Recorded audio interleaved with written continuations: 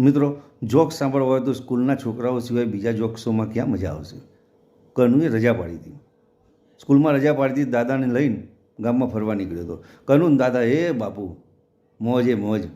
રજા પાડી હતી. કનુભાઈ ખુશ હતા. દાદાને લઈને ગામમાં નીકળ્યા હતા. ચાલતા ચાલતા જ્યારે જતા તરત અચાનક જ સામેથી સાહેબ જોયા. કનુ કે અલે યાર સાહેબ આવ્યા ભાઈ કે હારું પકડાઈ જાય કે દાદા દાદા તમે હંતાઈ જજો, હાલને હાલ હંતાઈ જજો. દાદા કે પણ શું કરવા હંતાઈ જાઉં? એટલે દાદા દાદા તમે હંતાઈ જજો, મારે સાહેબ આવે છે હોમાંથી. અને પણ સાહેબ તારા નિહાળ તારી, તું ભણ, મારે શું હંતાવવું પડે? એટલે દાદા તમે હંતાઈ જાઓ ને કીધું ને મોનતા નહીં. આ રજા પાડી છે ને તમારું જ બોનું કાઢીને પાડી છે. તમને જોઈએ તમને સાહેબ મળી જાય. હા વારું.